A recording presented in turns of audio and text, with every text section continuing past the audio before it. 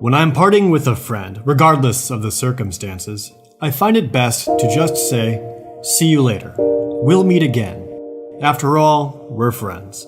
That's right, nothing unusual about it. I'll see you later. You went on a trip far, far away, even though it was planned for many years from now. You wore your best outfit and said, "Sorry for the short notice," though you didn't say it out loud. You always put yourself last, after you'd finished helping everyone else. You were so generous as a friend that this trip might be your very first selfish act. I still can't grasp what's happened. It feels like I could still get a lighthearted email asking me out to lunch at any moment. After you made sure lunch wouldn't disrupt my schedule, of course. You can invite me out whenever you want. I'll invite you too. So for now, let's plan on meeting again. You can call me up whenever you like, and I'll give you a call too. I still have a lot to talk to you about, and if I come up with any particularly good ideas, I'll let you know. So let's meet again. No, I suppose we're already meeting. Right here, right now. On my business card, I am a corporate president. In my mind, I am a game developer. But in my heart, I am a gamer. These few words would follow him through everything he did. From leading the most successful console launch Nintendo has ever experienced, broadening the gaming industry to all kinds of people, to even renovating how gamers and developers interacted with each other. These actions would make him a staple of not only Nintendo, but the gaming industry as a whole. This is the story of how a young man playing with a calculator would go on to change the gaming industry. Satoru Iwata was born on December 6th in Sapporo, Japan, 1959, where his father served as a politician.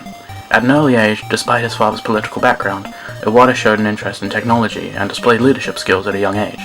Iwata displayed these leadership skills through his time as class president, student council president, and club president at times. He mentioned his first encounters with computers was his years in middle school, in Hokkaido. Every Sunday he'd frequent the Sapporo subway, where there were several pay-per-hour public computers. On them he would play a simple numeric game titled Game 31 until he mastered it.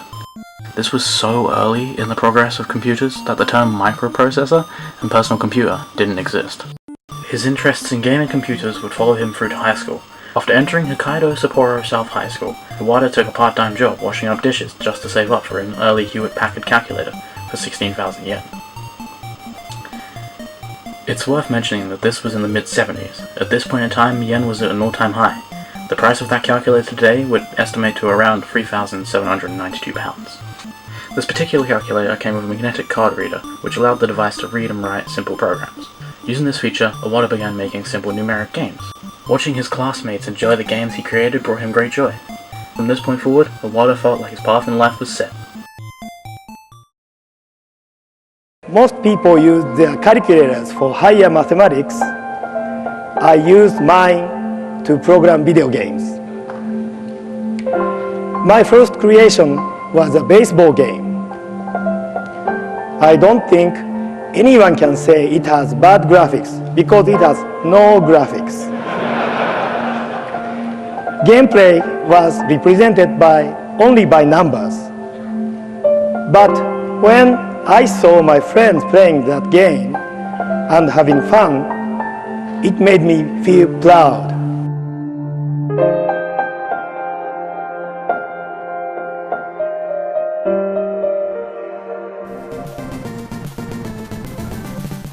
Iwata obtained his first computer, a Commodore PET, in 1978. He dismantled and reassembled the machine to study its hardware out of his desire to understand it. The same year, Iwata attended the Tokyo Institute of Technology at the age of 18, where he studied computer sciences and engineering, the closest thing to a games development course they had at the time. However, the classes offered by the university didn't challenge Iwata, so instead of studying in school, Iwata would make his way down to a local department store, the first of its kind to have a section solely dedicated to personal computers. Here, he met like-minded students with whom he would discuss the world of technology and the growing industry of video games. Among these friends, he'd met Ayashi Terakura, the head engineer, while working part-time at Commodore Japan. Terakura would act as a mentor of kinds to Iwata and go on to work as the president of HAL America, the company responsible for bringing HAL games to the NES, SNES, and Game Boy. Iwata was stopping by my office almost every day after school. He helped me make test programs, sorted my books and floppy disks, and did other minor things. He was helping so that he could obtain news about our new products, as well as technical information not available to the public. He and other students were Commodore groupies. Yash Terakura. A small group of friends Iwata had made created a club that before long would go on to form a company called HAL Laboratories. Although Iwata didn't co-found the company, he was one of their first employees. He recalled that there were merely 5 people working there when he started. Iwata juggled the job between attending university. The name HAL was a nod towards the antagonist supercomputer from Stanley Kubrick's 2001 A Space Odyssey. Iwata and his co-workers rented a small one-bedroom apartment which acted as their headquarters. Iwata joined the company full-time after graduating in 1982. Although he was enthusiastic, Iwata argued with his parents over the choice of joining such a small company. His dad was especially distasteful to the idea. The conflict ultimately ended in his father refusing to speak to him for 6 months. Iwata once stated, "They must have thought I was joining a religious cult." Iwata stuck to his decision, and ended up filling up as many roles as the company needed him to. His passion often led him to work on the weekends and holidays. People sometimes ask me what I did when I was hired at HAL. Well, the answer is that I was a programmer, and an engineer, and a designer, and I marketed our games. I also ordered a lot of takeout food, and I helped clean up, and it was all great fun.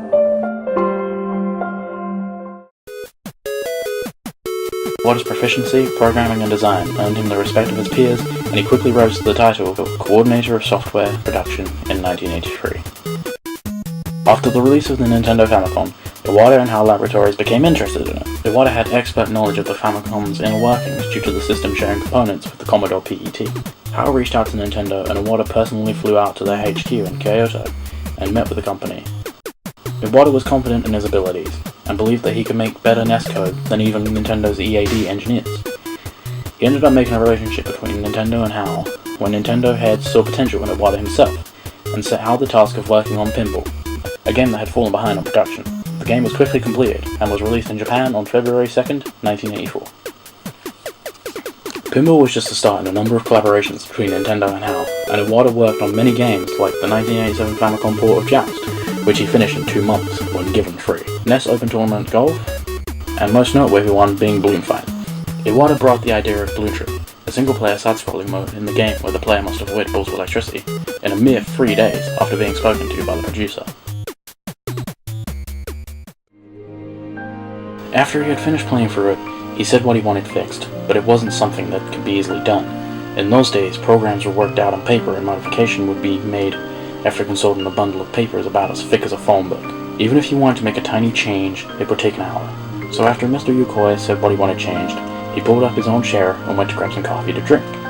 Just as he made his request, Mr. Iwata said, "Wait just a second," and started typing. Then it was done. I was surprised he could make the changes that fast. Mr. Yukoi was also surprised when he said, "It's done already?" I remember that well, even today.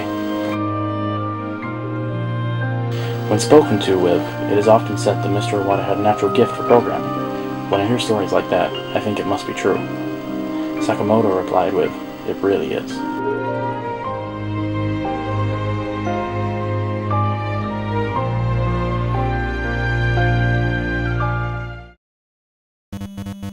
Nintendo gave HAL Laboratories the chance to create a new original IP to call their own.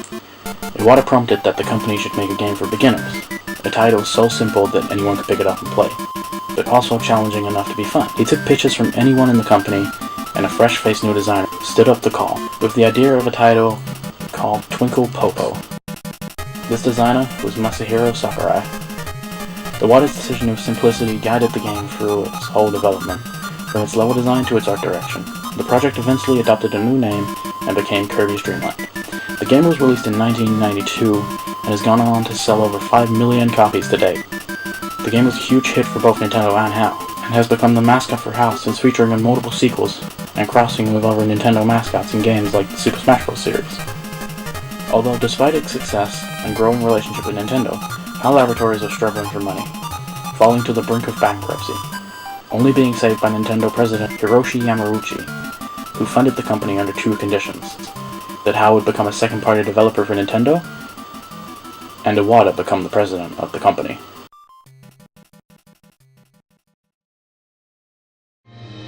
Even though he didn't start out in the managing field, he read numerous management books, and he would ask for advice from the necessary people that he would take to heart.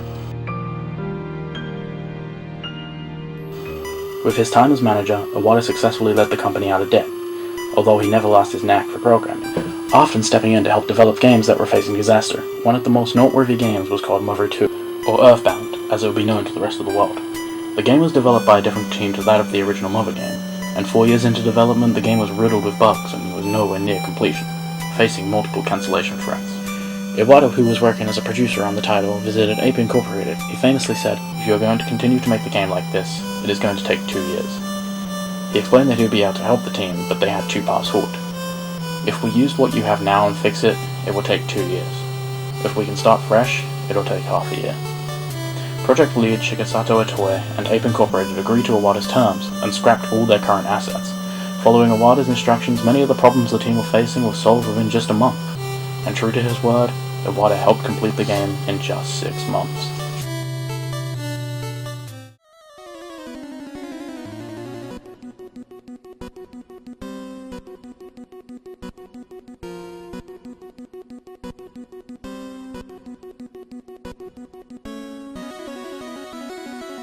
One other game that was struggling in its development was Game Freak's Pokemon Stadium for the N64.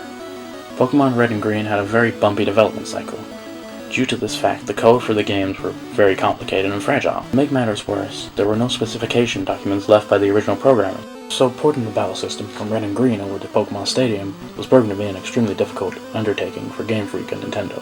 Though he didn't officially work for either company at the time, Iwata stepped in and acted as an intermediary between the two.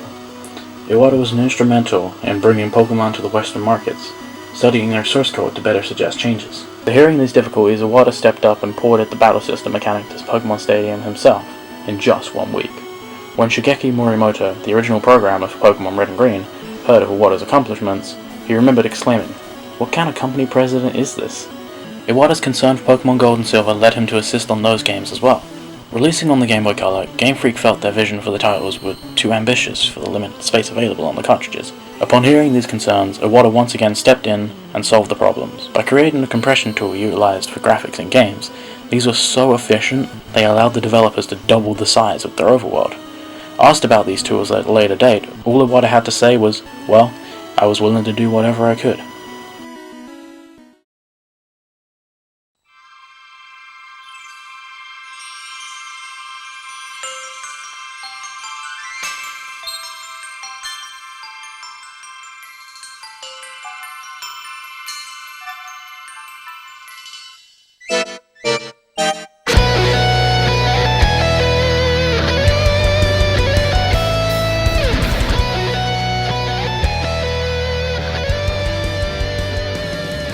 One final product Iwata personally worked on was a 4-player fighting game from Kirby creator Masahiro Sakurai, under the name Kukuro Gimu Ryo, or Dragon King, the fighting game.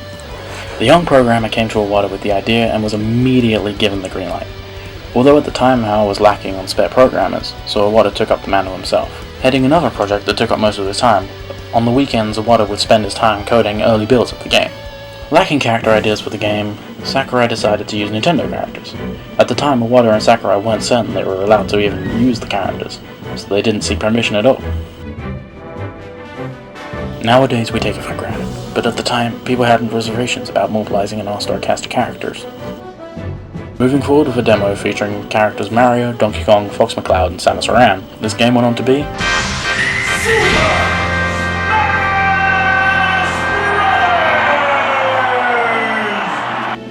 one of Nintendo's biggest series to date, and all because Iwata saw potential in a small idea and programmed the prototype himself.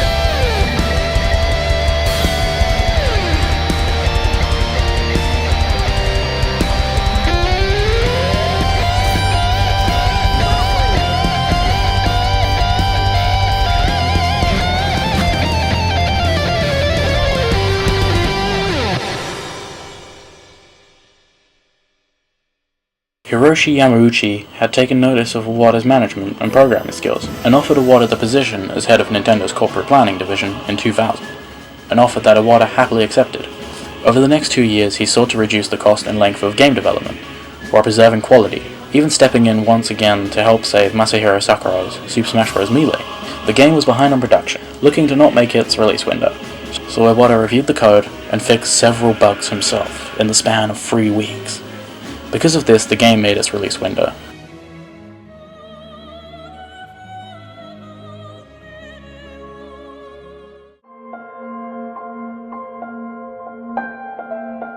Time it was being developed for Nintendo GameCube, I was already working full-time for Nintendo.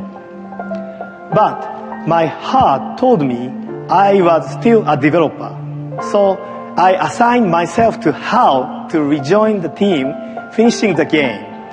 Once again, I was living on the Japanese developers' diet of chips, pizza, and rice balls, and walking through the night from their offices. It was possible to see Mount Fuji, which many say is most impressive if you are willing to wake up and see it at dawn. But during this period, Just as years before with our Kirby games, we at HAL would see the sun shining on the mountain before we ever went to bed. Many say the sight of the first light on Mount Fuji inspires them. But for me, I hope I never see it again.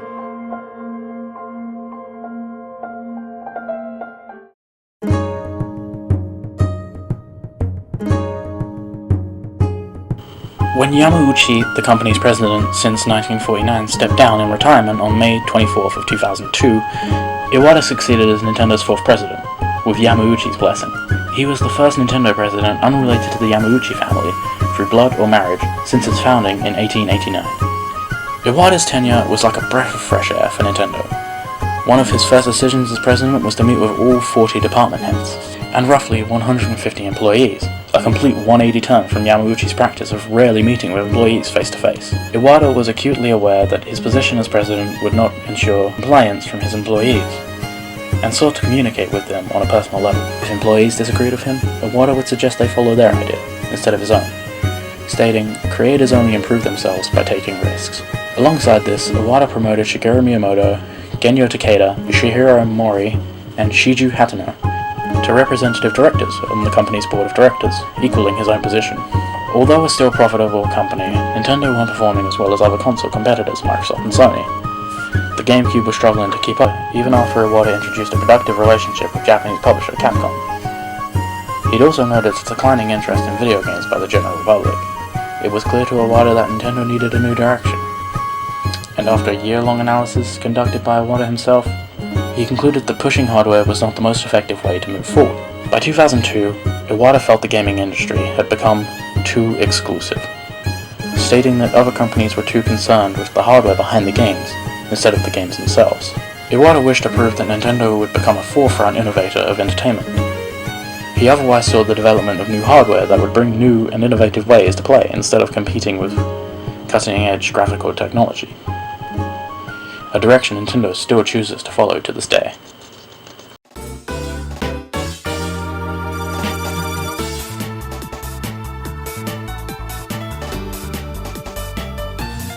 The first piece of hardware influenced by this choice was the Nintendo DS, a handheld console that made use of two screens, one of which was a touchscreen. This proved to be an innovative turning point for Nintendo. The DS would go on to be the second best-selling console to date, moving more than 154 million units. As Iwata had hoped, the DS appealed to gamers and non-gamers alike. It was only natural that Nintendo would try and emulate this success with their next home console. Discussion about the new home console began in 2003 after Yamauchi encouraged Iwata to pursue development of a revolutionary product. Iwata, Miyamoto, and Takeda had several meetings discussing this new console.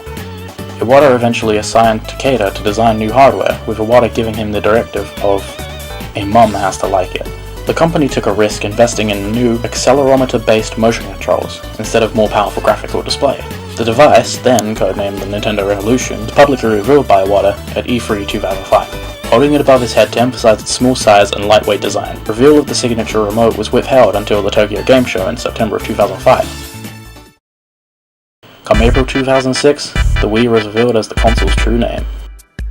Despite a mixed reaction to the name and design, Nintendo were headstrong with their decision. In 2006, Iwata said, "Video games need to be one thing: fun. Fun for everyone." Iwata stated that the controllers needed to be less complicated, and that the remote design of the controller was to emphasize its immediate accessibility.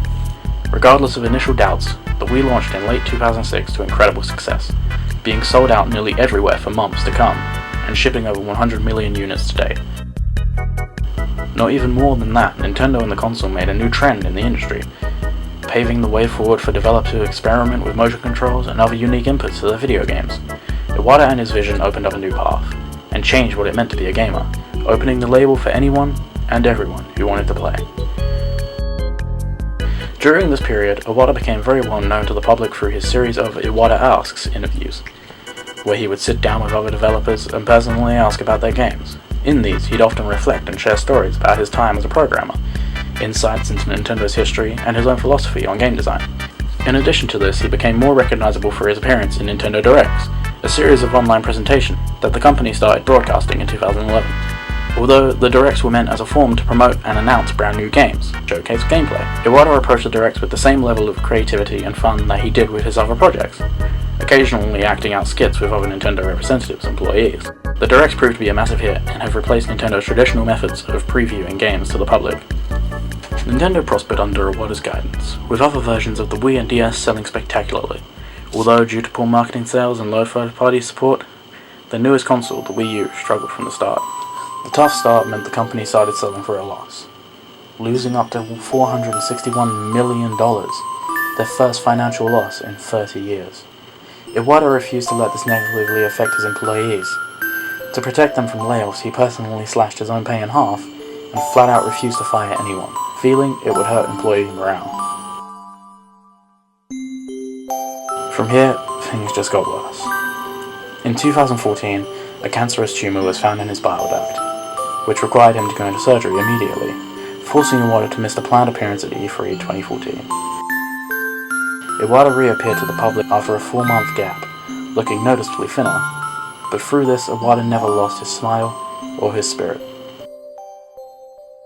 June 2015, Iwata was once again hospitalized due to complications from his illness, though this was nothing in terms of holding him back from his work. Even in the hospital, Iwata was exchanging ideas with the Pokemon company's Tsunekazu Ishihara about the game that would eventually become Pokemon Go, although the public could only imagine how truly serious his condition was. There were people both inside and outside Nintendo who did not strongly favor our idea. And this was the environment that our team worked under. That attitude remained until the moment of truth, the moment when testers began picking up the controllers and actually playing the game. This is what happened. People smiled, then laughed, then began shouting to each other. I must tell you, this was also one of the proudest moments in my development career.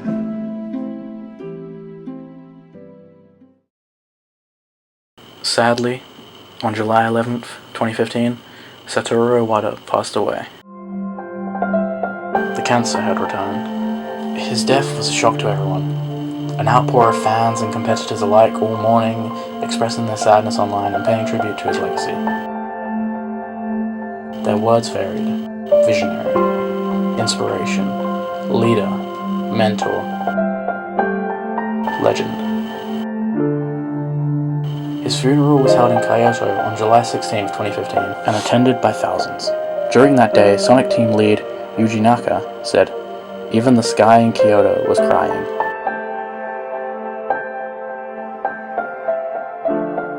No one can deny the impact Satoru Iwata had on the gaming industry.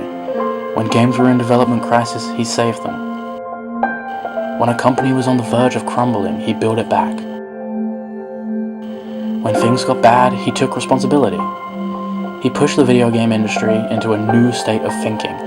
An entire new market of gamers was opened up. His incredible skills and talents as a programmer helped to create some of the most celebrated and widely played video games ever released. Yet, he refused to take praise, claiming he was just doing his job. Iwata was a true visionary, and a priceless role in anyone's life that has ever picked up a video game. Thank you, Mr. Iwata, for everything.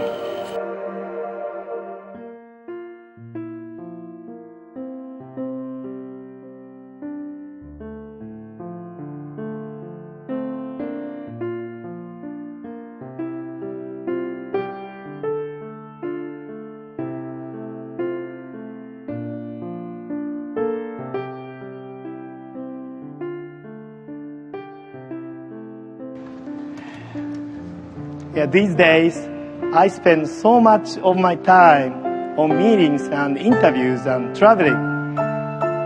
I sometimes forget how much fun have playing games. I like that.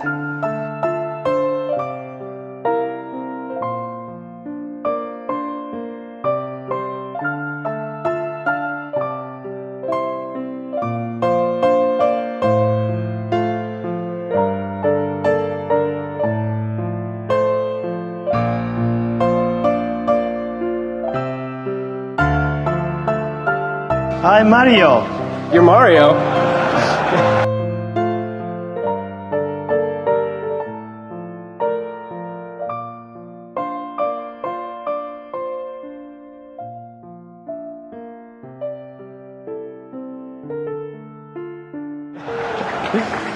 I'm Okay, not good player. everybody, get Mario.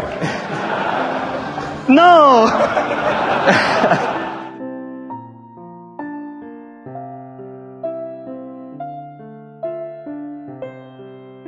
I played my first video game 30 years ago.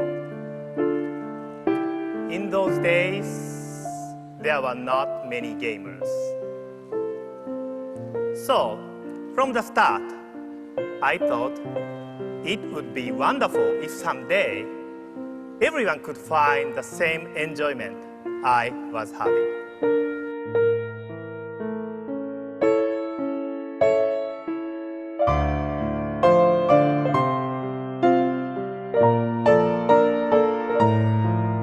And remember, Mr. Iwata is not your standard corporate suit here. The guy he used to program games. He certainly knows how to play them. So don't pull any punches.